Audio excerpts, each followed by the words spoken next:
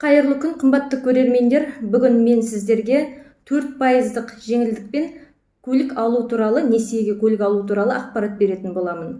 Ол үшін алдымен менің каналыма тіркеліп, лайк басуды ұмытпаңыздар.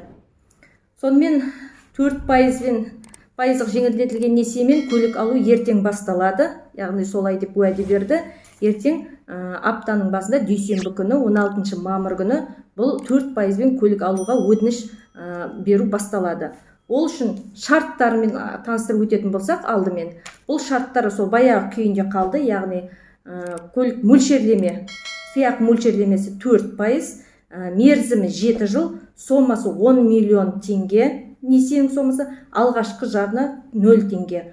Көлік 15 миллионға теңгеге дейін тұратын болу керек. Несиеге екінші деңгейлі банктер қатысады. Оның ішінде Халық банк бар, Форте банк бар, АТФ банк бар, Еуразиялық банк бар, және банк Центр кредит, Сбербанк. Міне осы банктерге барып өтініш тастауға болады. Бұлай қылдыруларыңызға болады, өздеріңізге жеңіл болу үшін. Өзіңіздің қалаңыздағы автосалондар, яғни көлік салондарына барасыз алдымен. Сол жерде өзіңізге ұнаған көлікті таңдайсыз. Сол көлік салондарының ішінде банктың менеджерлері, қызметкерлері отырады.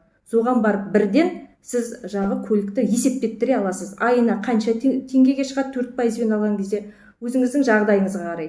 Және сол жерде есептеп бірден шығарып береді. Сізге кредит несие беріле ме 4%-бен, берілмей ме? Егер берілетін болса, бірден сол жерде өтініш тастап кезекке тұрасыз. Бұл автодилерлердің айтуы бойынша көлікті күтуіңізге тура келеді. Ол бір айға немесе бірнеше айға созылуы мүмкін. Бұл жерде тағы бір ескеретін жағдай бар. Яғни сіз кезекте тұрған кезде көліктің бағасы өзгеріп кетуі мүмкін. Өзгеріп кетуі мүмкін. Бұны автодилерлердің өзі солай деп отыр. Себебі Қазақстанда шығарылатын көліктердің қосалқы бөлшектерінің бағалары долларға байланған. Бұл жаңағы несиеге Hyundai, Lada, Renault, Chevrolet, Jack, Kia маркалы көліктер қатыса алады. Осы көліктердің автосалондарына барып, сіздер бағасын көліктерді білулеріңізге болады.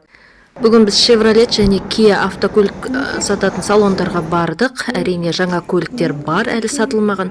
Бірақ мына жайтты ескерген жөн. Несиені рәсімдеуге барған кезде қалталарыңызда міндетті түрде 150 мыңнан жоғары ақша болу керек, әрі 500 мыңға дейін. Көліктің бағасына байланысты. Себебі сіз несиеге алып жатқан көлікті міндетті түрде сақтандырасыз.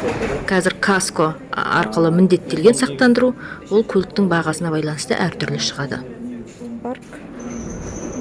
Бұл көпшілікке қолжетімді болып тұрған Chevrolet Cobalt көлігі комплектациясына қарай 5 миллион 990 мың теңгеден басталады.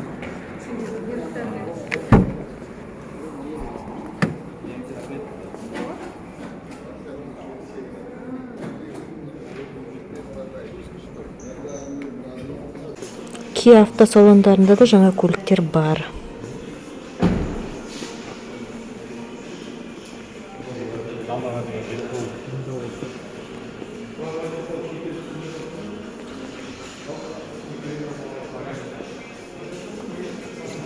Бағаны қараған кезде мұқият болу керек. Мына жерде 8 миллион 990 мың теңге деп тұр. Бірақ бұның негізгі бағасы комплектациясына қарай 10 миллион 190 мың теңге.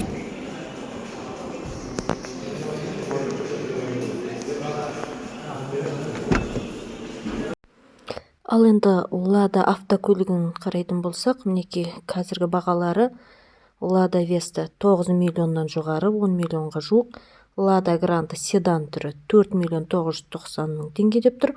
Ал Lada Largus 7 миллион 290 мың теңге көлемінде.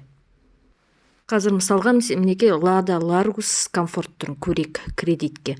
Бұл 10%-ын төлеп қойған кезде, алғашқы жарна 10% төленген кезде ай сайын 155 мың теңгеге шығып тұр, 7 жылға. Несиеге аламын, кезекке тұрамын десеңіз, сіздерге сәттілік тілейміз. Менің каналымды әрқашан қадағалап отырыңыздар, сіздерге керекті ақпараттармен бөлісіп отырамын. Ал егер өздеріңізде қандай да бір сұрақтар болса, қоюларыңызға болады. Шешімін бірге табуға тырысайық. Сау болыңыздар.